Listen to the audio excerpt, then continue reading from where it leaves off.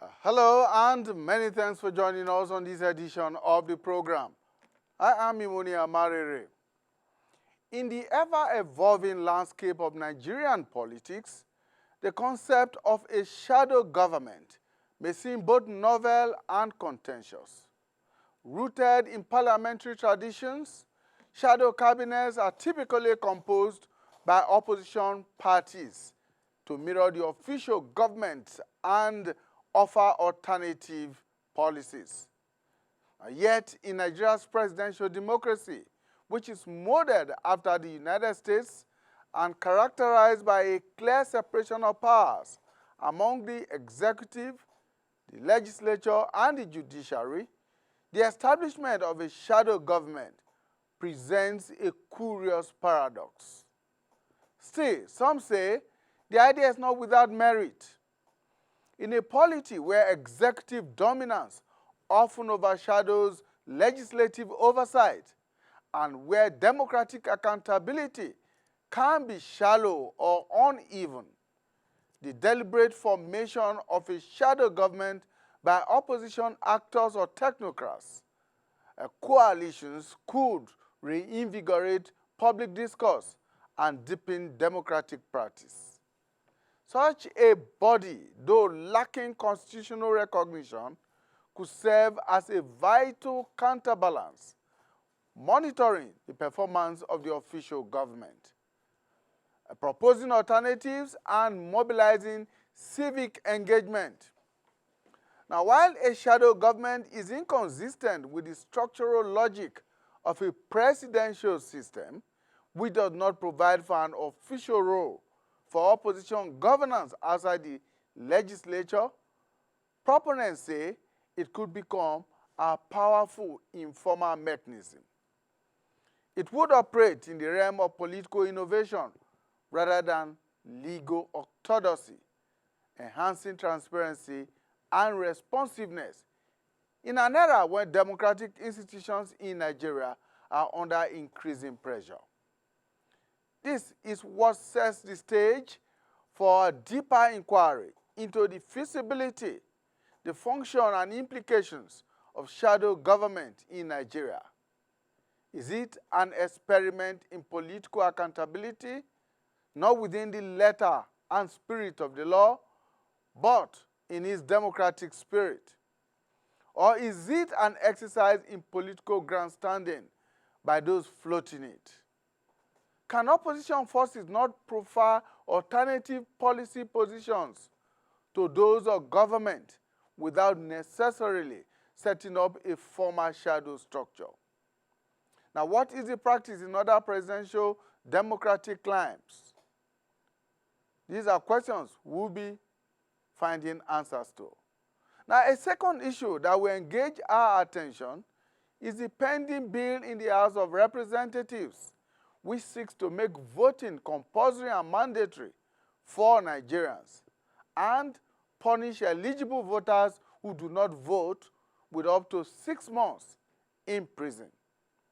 How is this proposed law likely to enhance voter participation and improve election integrity? These are the issues we'll be focusing on the program today. And we shall get to meet our guest analysts right after this time out. Stay with us. Of our dream, the Nigeria we need is the united, indissoluble, and cohesive Nigeria, which guarantees equity, fairness, justice, and prosperity for its citizens. That is our focus on people, politics, and power. It is fresh, insightful, impactful. It's a must-watch. People, politics, and power on AIT. All right, let's get to meet our guest analysts who are already with us. Right here in the studio, we have Professor Jideofor Adibe. Professor Adibe is a professor of political science at the Nasarawa State University in Kefi. Thank you so much, Prof, for finding time to join us on a Monday afternoon. Thank you very much. Right. We're also joined virtually from Lagos by Professor Sylvester Odion Ahaine. He is also a professor of political science from the Lagos State University in Ojo in Lagos State. He will be joining us very shortly. Right, so we also expect to join us Mr. Felix Morka, who is the National Publicity Secretary of the ruling All Progressives Congress, APC. He should be joining us any moment now. But Prof. Adibe, let's begin from here.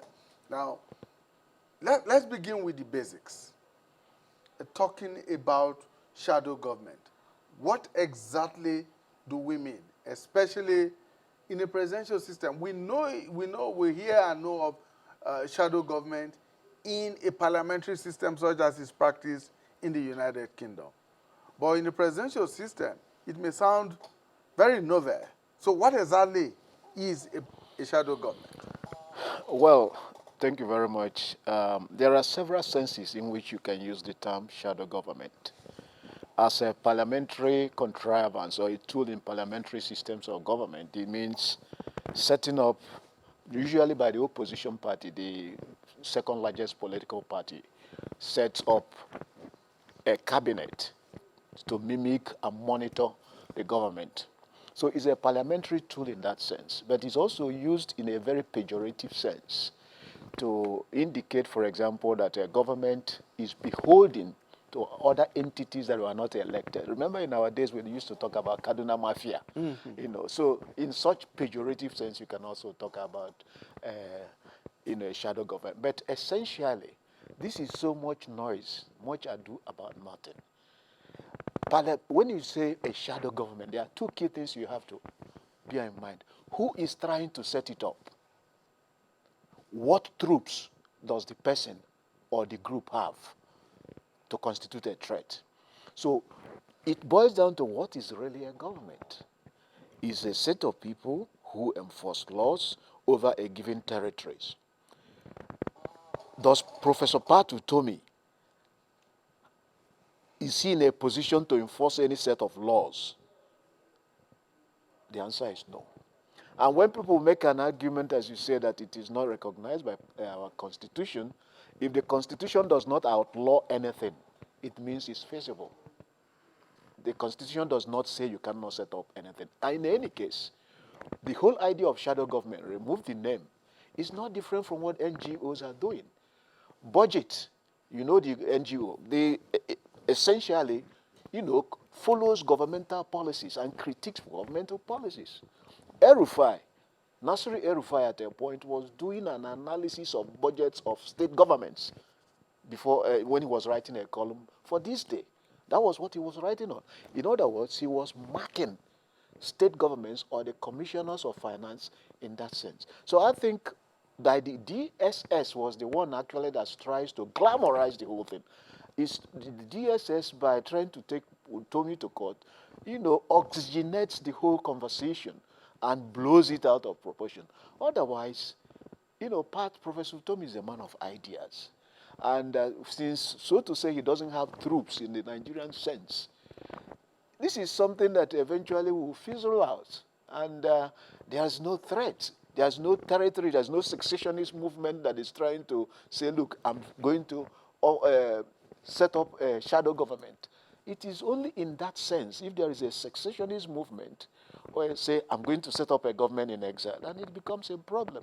What it does, what Professor Tomi is proposing, is not different from what you people invite some of us public intellectuals, the commentariat class, to come and do, to critique and, discuss government policies. So could he have done it as an individual? Could he have taken it upon himself, like the names that you mentioned before now? Like for instance, the late sage, Chief Obafemi Awolowo, was doing between 1979 and 1980. Yep. When he would sit down and critique policies of government and prefer alternatives to it. Could he have done it that way without necessarily having to set up a structure? No, he didn't. Hasn't said. He says he's going to. Who are the people in point? Faro Timi, Aisha Yeshufu. So what's the difference? That he said you have a right, and I'm going to come back to it. That the problem now is not actually what Professor Pat Utomi has said, but the idea that the government, by trying to take him to court, has raised the question of what we call prior restraint. Prior restraint is the idea of trying to chill speech by making sure that there are controversies that prevent you from even expressing yourself.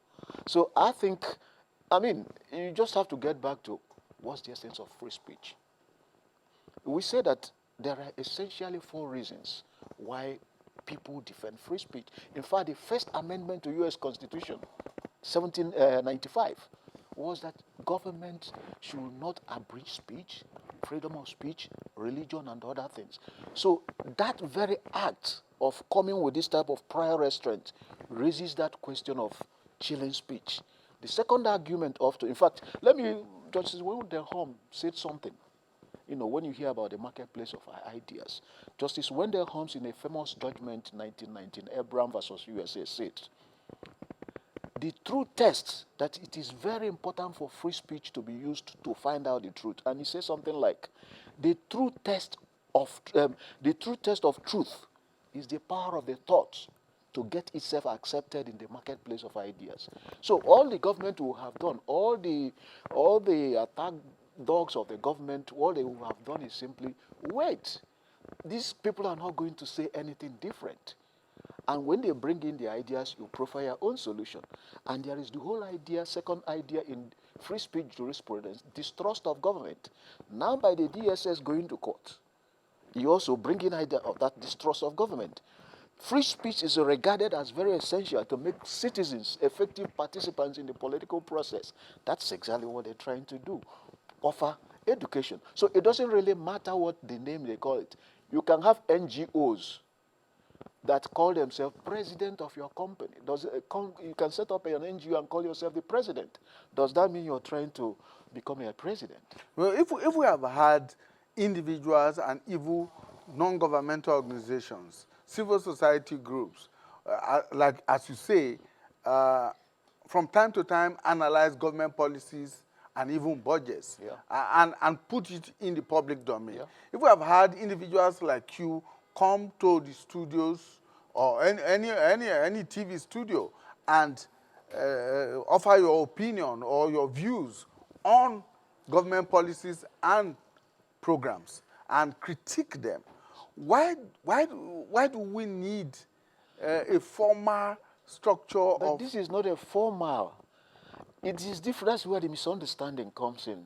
Because people talk about it without focusing on the notion of government. If this was enunciated, it's an idea from a state government, then it will be an issue. If this came from a political party, that will be an issue. But as an individual, remember Fela Nicola Pokuti once declared himself president of the Calcutta Republic. Yes. It's a personal thing. It's not that if he was and that was even under a military. That's a military. If, for example, he was one of the secessionist groups, and then he declared himself president of an area. Remember, if the government has to be with a group of people making laws and trying to enforce laws over a given territory, you must have the capacity to enforce. So in the absence of that capacity to enforce, you are not a threat. You are not a credible threat to anybody. And they are not agitating for the control of a territory. So in my own opinion, this is just like killing an ant with a sledgehammer. So in other words, this is just grandstanding. A storm in a political grandstanding by those who are. Professor Utomi has always come with big ideas. And that's why we say in the marketplace of political ideas, all you have to do is to compete. Let your ideas come to the marketplace of ideas and compete. In a presidential system of government such as we are practicing, what should be the role of opposition political parties? Do they have the leeway constitutionally and otherwise, democratically, to come up with an idea such as this? Yes, anybody. But one mistake people make is that they think it's only political parties that can oppose government policies. Several NGOs, even communities, even groups, historically in this part of the country, there's never been any time all the components will agree to any government policy.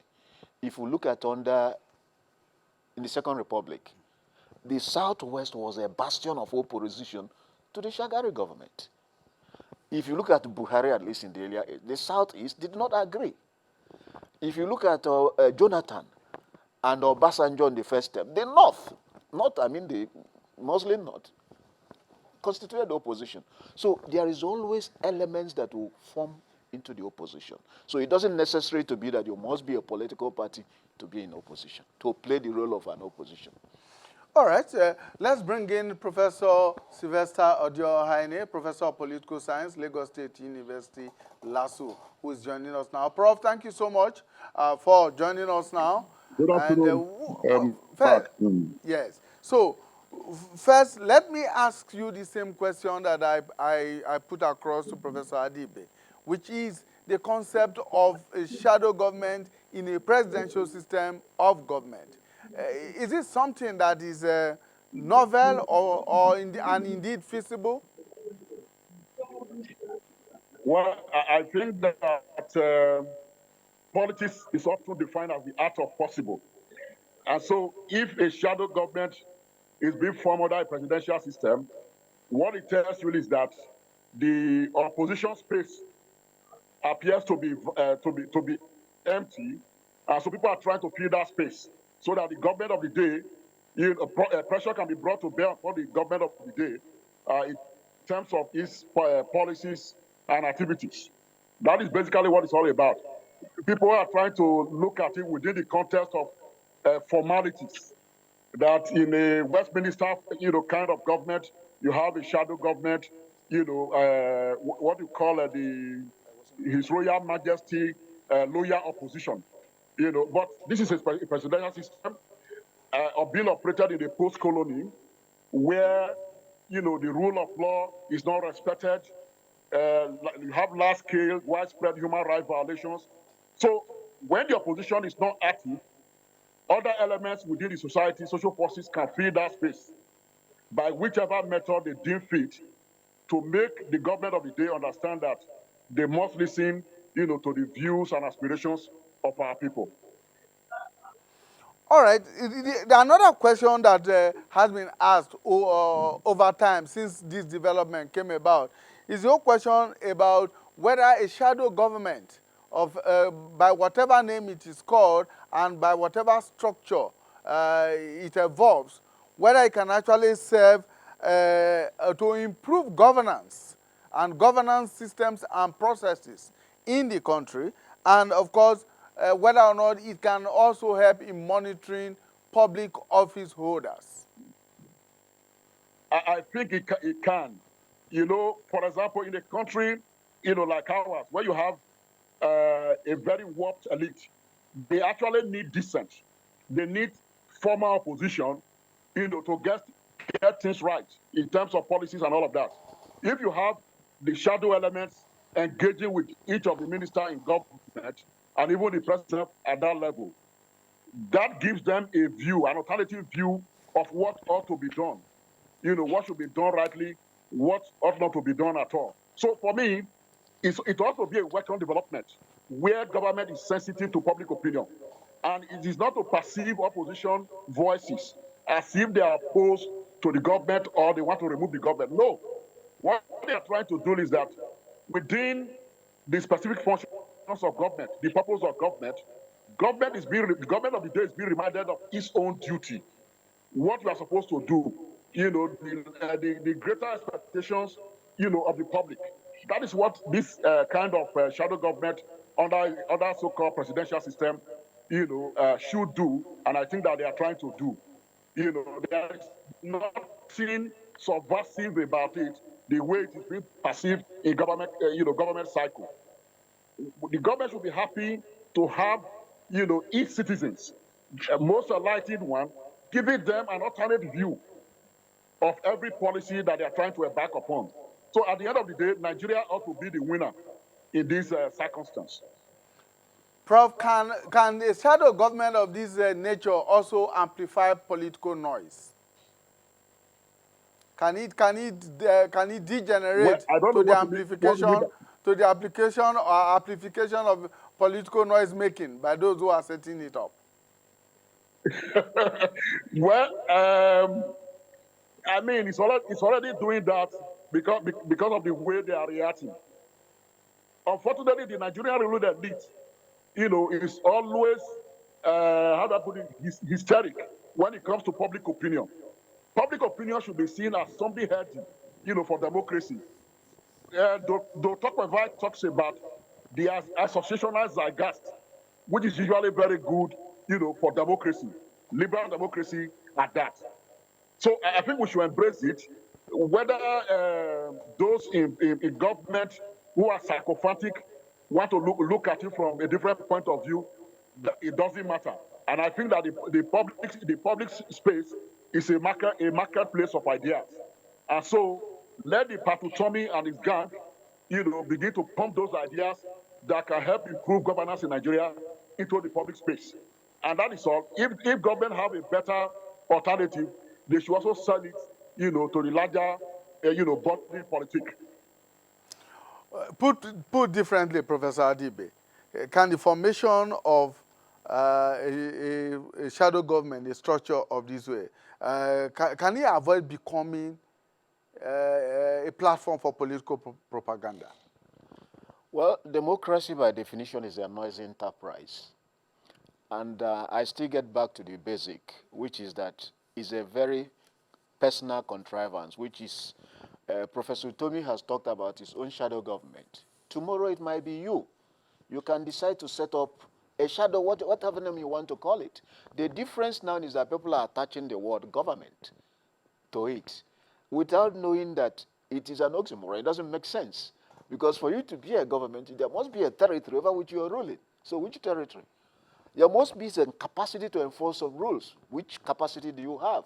So it's simply an individual initiative in which other political parties, maybe what they meant by government is that, like in parliamentary system, you are at the cabinet level, you get somebody who is responsible for finance, each minister will have a shadow, somebody to shadow it and critique. Otherwise, what we do now is that we do a kind of omnibus critique of government policies.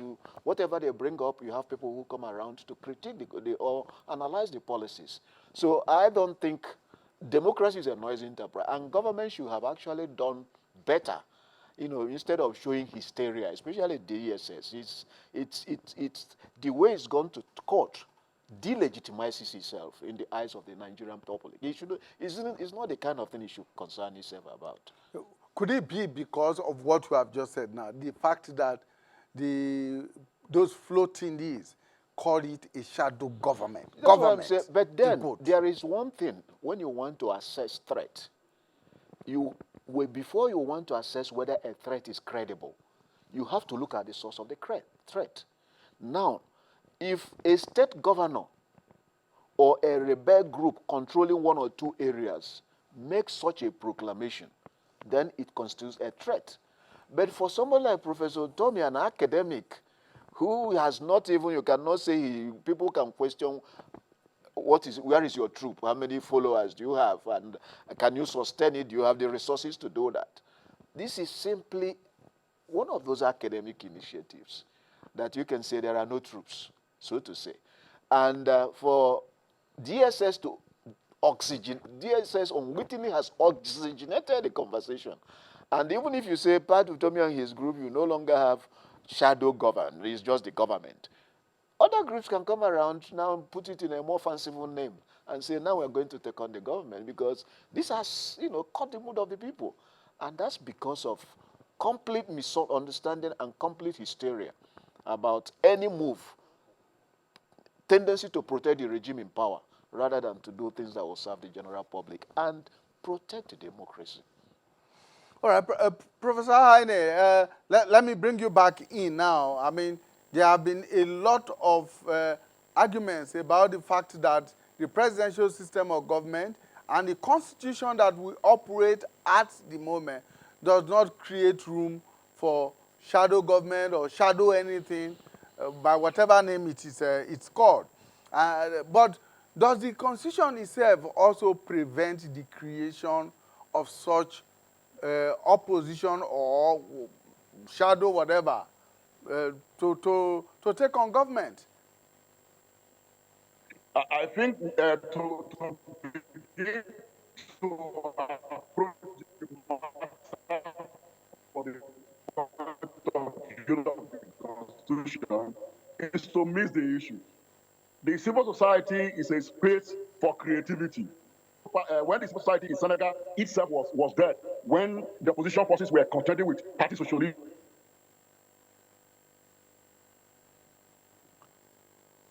Prof, we appear to be having some problems with the network. We hope that we are able to reconnect. But let me shift that to Prof here.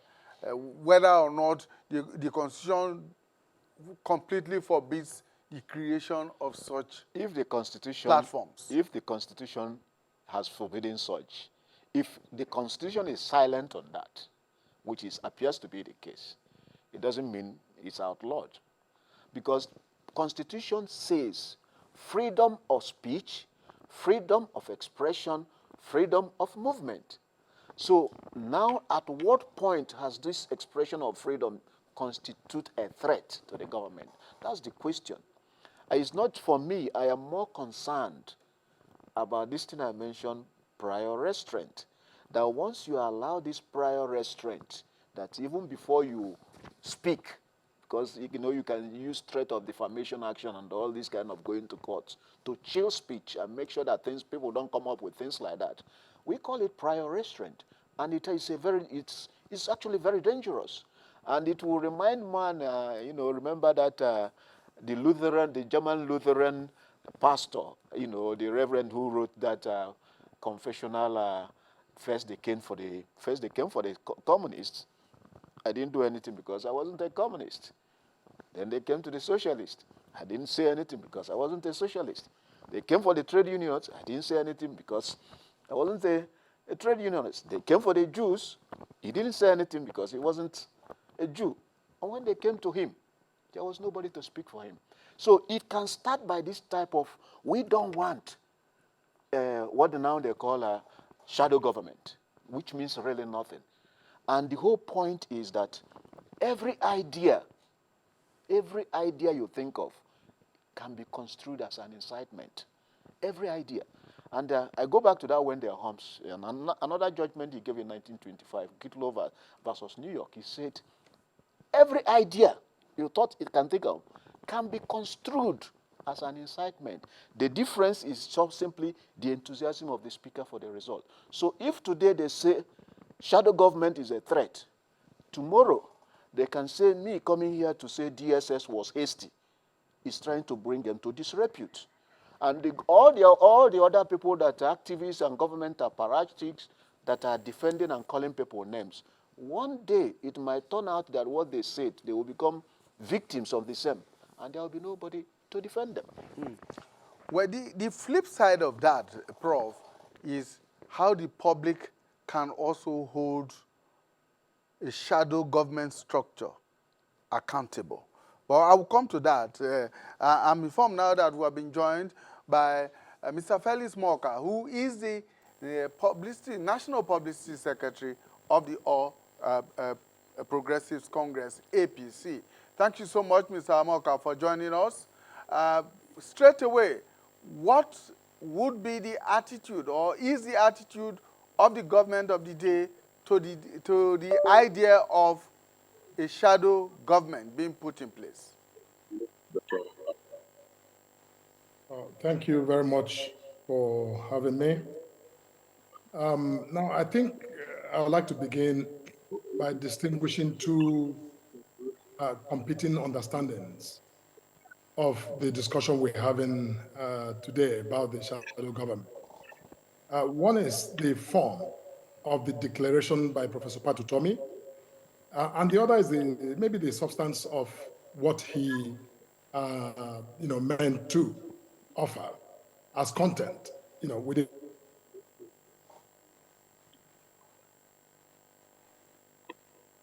Please go ahead, Mr. Morka. We can hear you. Engaging as a free citizen, like he has always engaged. He's a dear friend of mine. He has always, and I respect him, immensely. spoken his mind. He's exercised the fullness of his constitutional liberty to speak and to engage in conversations about our national life. Prop has done that, and nobody is about to chill or constrain his ability to speak freely. But I think that they have, I think, gotten the attention of those in authority is the form that he chose to, to make this declaration. The idea of a shadow government. Now, look, you clarified that when you started the show. You made a point that in some jurisdictions, in the parliamentary system of government, that yes, the shadow government is a recognized legal construct. It's a vehicle for the opposition to mirror government and to critique government and offer their own ideas. Now, that facility is not a feature of the presidential system of government. So when anyone announces a shadow government and proceeds to constitute that shadow government, that is bound to get the attention of those, in government. And look, it doesn't matter that it's APC today. If this were another party that was, in power, look, I think that the same reaction, initial reaction, will follow. However, I think that we must be clear that I did issue a statement on behalf of my party when this issue began, and I was very clear. And no one suggests that Otomi should be in any way, restrained from expressing himself. No one does that. But look, but he chose a nomenclature that has, I think, gotten the attention of people, and that's why we're having this conversation. If Utomi has simply put together a team to say, look, this is a team, call it a mega, a big tent, team, policy team, to critique government and offer alternative ideas, I bet we're going to be having this conversation on your show. But I think he chose that form, and I think that's why this is in conversation. So for you, is this idea a constructive one or just a nuisance, political nuisance, as it were? Look, in form, I think it was ill-advised. In form, declaring a shadow government in a presidential system is ill-advised. It was ill-advised. To me, it remains ill-advised. That is different from the conduct of oppositional or even intellectual, engagement, critiquing government policy and, offering alternative ideas. That is welcome any day. I mean, no one, at least that I know, will reasonably suggest that Utomi and those with him who continue to engage anyways, even as we speak, many of those who were announced as part of the shadow government continue to express themselves and to critique government, freely, and they've done so freely, and no one is interfering with their liberty. But I think that we need to be, again, mindful, even on the opposition side, how we frame our critique and our conversation so that we can have reasonable space to, I think, have this back and forth, discussing ideas and showcasing, our own unique understanding of, our country, our policies, and where things need to go. All right, Mr. Moka, please stay with us. Let me see if we can get back to Professor Dioane in Lagos. I'm sure you have listened to Mr. Moka and Professor Adibe here. Your thoughts were cut short a while ago because of poor network. Can you come back in now? Professor, I'm not sure. I hope the network is okay now. Yes, it is. Can you hear me? Yes, please go ahead. Okay, I was saying that we cannot analyze the shadow government thing within official, what are they called, street formalities. That it is, appropriate in a parliamentary system. It is not appropriate in a presidential system. That is not the issue. We are talking about innovations within the civil society, and we are talking about a place, where tenets of democracy are humbled by the ruling elites. And so opposition forces can come in different forms. This is the creativity and innovations of the civil society. To call an opposition group a shadow government of course, has served the purpose. Now, government is reacting with a great deal of hysteria. So I think that they have, in a way, achieved, their purpose by drawing the attention of those in government.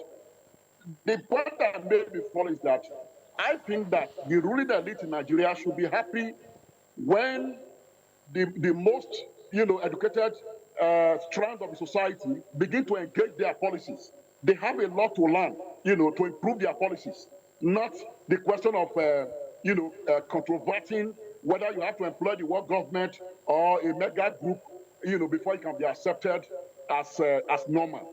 And I think that Professor Adibe, put it rightly when he was talking about uh, I forgot it. That was the point he was trying to make about the response, of the government in terms of how they react to opposition forces. Yeah, the threat assessment. That is what I was trying to look for. The threat assessment. Uh, Pat Utomin is not planning to overthrow the government. He's not planning to take over the government. But it's only trying to socialize our people to the policies of the government and even those in government themselves. So to view it as, a threat to government itself means that those in government don't understand the meaning of threats. So how does the public, and I asked this question earlier on to Professor Adibe, I put it to you now, how does the public, for instance, hold such a body accountable? I mean, we hold government accountable. Well, how do we hold a shadow structure like this accountable?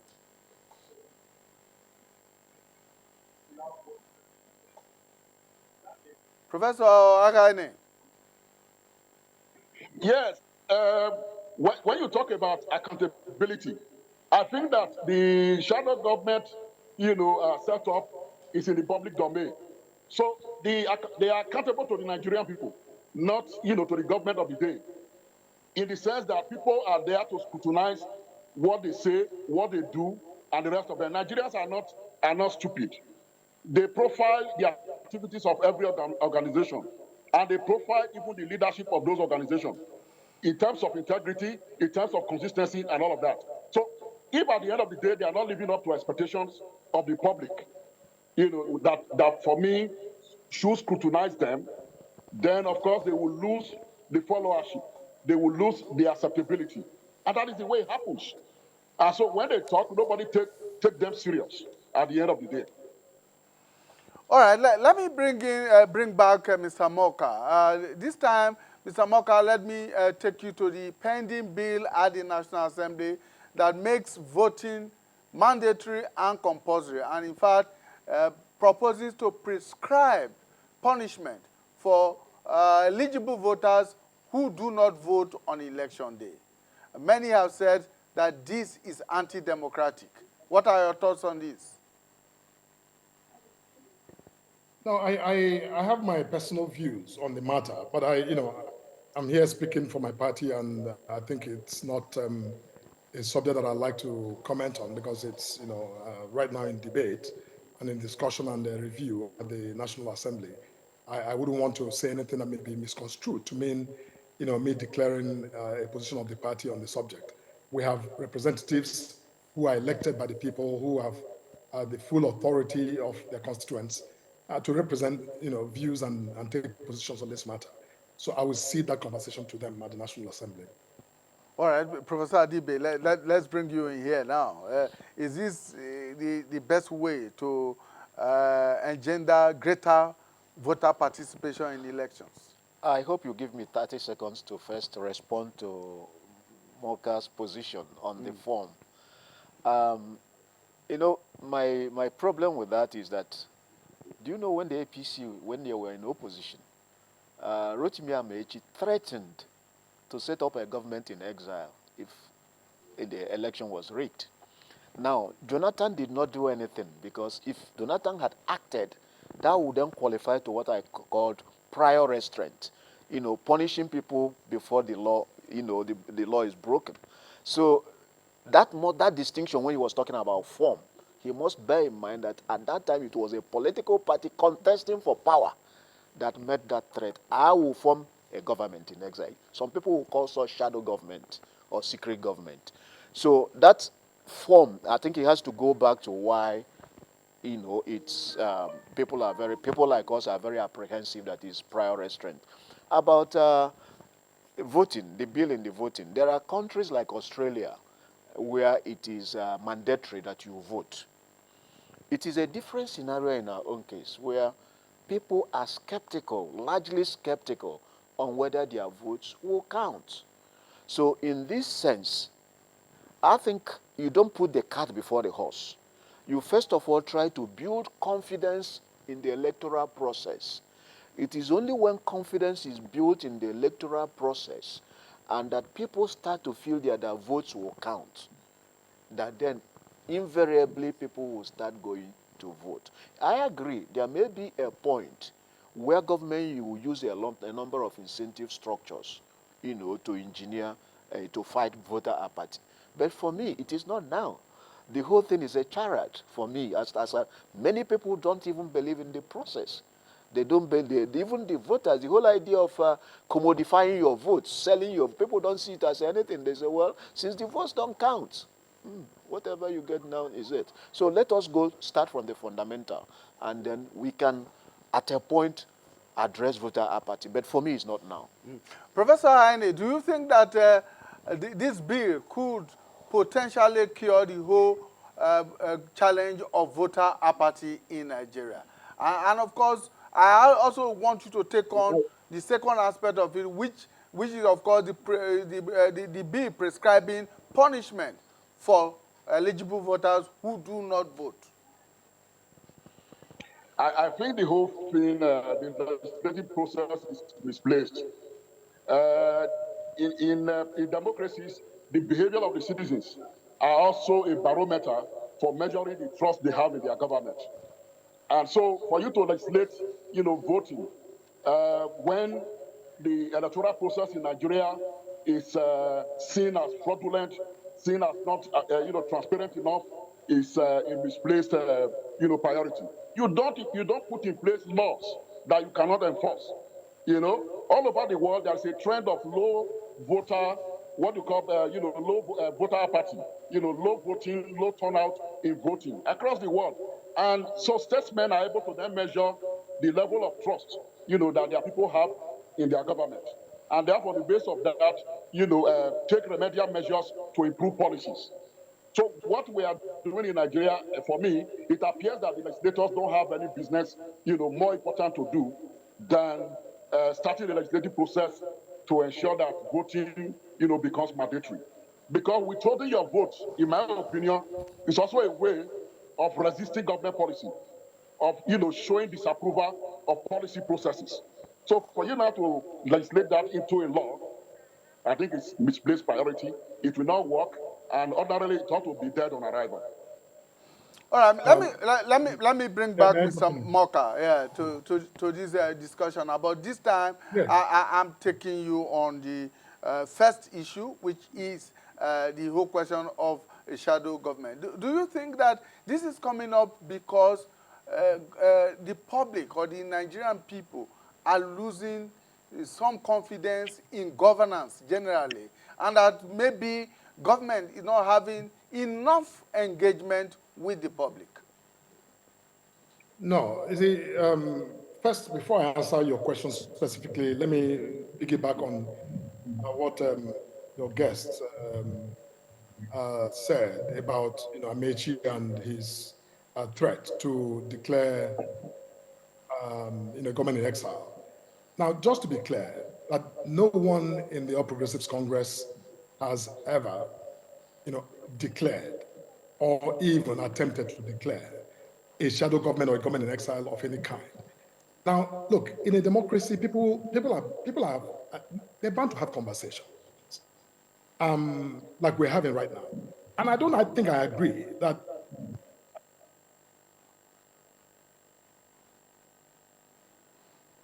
Mr. Moka, please go ahead. Hello, Mr. Moka, can you hear us? All right, we hope that Mr. Moka is able to rejoin us. But again, I'll put that question to you. Is it a situation of the public or indeed people in the opposition not getting enough engagement with government and government structures? Is that what could be pushing this whole proposition of a shadow government? Well, as I said, I can see I have a different notion of that government. I just felt it was just an initiative by an individual which does not constitute a threat in any way, because several other individuals can come up with their own ideas of shadow government. But I agree with you that there must have been some perception that the opposition political parties are being weakened. And it is also not abnormal that, parties that lose election in societies like ours, where the institutions are very weak, and where you know that a strong man can decide, even that you may not win the election in your extended family. So it is often natural that many of them start gravitating towards the government at the center. We saw it with NPN in Second Republic. We saw it with NPP. So in that case, when the principle of the goat following the man with the palm front takes place, the space for critiquing and keeping the government on its toe becomes weak. It opens up avenue for a number of concerned individuals and or even civil society organizations to try to fill in the gap. So you can see the proposition by Patu Tomi, Professor Patu Tomi, to the idea of shadow government as part of that effort to fill in the vacuum, because almost every other person is afraid. If you are running against a government where the strong man can determine that irrespective of your party, you will not win, you find out that self-survival is pushing many of them to defect. And when you defect, the opposition forces are being decimated, and the space for critiquing the government and making the government to stand on its toes becomes weakened. Therefore, can we validly actually hold the government of the day for whatever other political parties and political actors are doing? They are doing it on their own accord. They are moving on their own accord. Yeah. I do not see a situation in this country, unlike many people who think that, oh, we are heading to a one-party state. No. I don't see that happening, and I don't see the government practically and physically restraining people from doing anything and saying anything they want to say. I agree with you. But first of all, it's important to make a distinction. There is a distinction between a one-party state and a one-party dominant state. In a one-party state, the law does not allow you to set up any other party. Okay. Well, Professor Adibe, I'm sorry to interrupt you there because I understand that Mr. Amoka is back with us. He was making a very valid point before the network disrupted that. Mr. Amoka, please let's get back to you very quickly for you to continue with your thoughts on that. Look, what I was saying earlier before we had that pitch, I was making the point that in a democracy, that there's nothing wrong with members of parliament, like National Assembly, actually putting in debate their own ideas for dealing with what I think we can all agree is a significant challenge, democratic participation in the country, voter apathy. So if a member comes forward with a bill, that suggests some level of, mandating voting, they're doing exactly what they're doing, which is to debate it. And if the majority believe that that's not, going to serve any discernible or, important purpose, then we shoot it down. That is normal. But the debate itself, the discussion itself, I think also helps to raise political consciousness on the part of citizens and the voters that, the society in general, the country, is concerned that their apathy may be creating a problem, a difficulty, I think, for really moving a democracy to that level where, it becomes more robust, more participatory. So I think the debate in the assembly is not misplaced. I think it's good they're having that conversation because Nigerians are also listening and paying attention. Now, regarding the last about, one-party state, look, again, I think you made a point, which is that no one in the government or in the ruling party is in any way, I think, orchestrating, I think, the Nigeria's transition into a one-party state or one-party system. Even a one, as my friend just said, a one-party dominated, country. Nobody's doing that. What is happening is completely, internal to the opposition parties, whether it's the PDP, the Labour Party, and the other parties. They are simply dealing with their own internal, struggles, which is, creating, I think, what appears to be their immobility and, inability to, get a handle on their affairs. But they turn around and blame it on the ruling party. We are not doing anything to undermine any of these parties. They are undermining themselves by their own incapacities and, failure to govern themselves, reasonably. You can how can you possibly intervene in Labour Party, in PDP, in NMPP, and create that effect that no one within those parties is able to, create a countermanding system to check the ruling party? That is simply bogus, and people should just, focus on building their own systems and, justifying themselves rather than look for scapegoats to blame for their inefficiencies. Thank you so much, Mr. Moka, but I just need you to take another 30 seconds to give your final thoughts on this, on our discussion so far. Look, our discussion is important. Our democracy is evolving. As we can see, there's nowhere in the world, even in the United States, that is supposed to be the cradle of modern democracy. They are struggling with it as well. So, it's not perfect here. And no one should expect it to be perfect. Our multi-party democracy is thriving. Every era, we learn lessons that we must take as, notes for the future. And I think it's important we learn those lessons. So even the worst case scenario that people are conjuring today, I think we serve, the good of our democracy tomorrow. So, look, let's not, create this mass hysteria as though there's somebody has a knife over our democracy and trying to cut it up. Nobody's doing that. And I think we should, listen to each other more and engage and give some presumption of, quite frankly, of, good intent on the part of everyone, so that our people for whom we all, I think, profess loyalty to, can actually prosper and flourish in our democracy. Thank you so much, Mr. Moka. Mr. Moka is the National Publicity Secretary of the All Progressives Congress. Professor Againi, very quickly, in 20 seconds, sum up your thoughts. Well, I think that we're talking about power. And power, creates countervailing social forces. So the engagement with the pronouncement of autonomy by the government, is expected. And so the reaction from the civil society is also expected. And so that was what makes, democracy beautiful itself. Thank you so much, Professor Sylvester Odion Ahaine, Professor of Political Science at the Lagos State University in Lagos, and Professor Jide Ofadibe. Your thoughts, your final thoughts here, very quickly. Well, my concern about the hysteria over DSS hysteria over Professor Tomi's shadow government is that it raises the danger of prior restraint, that you can use this to chill speech so that people will even be afraid of floating similar ventures that will help our democracy.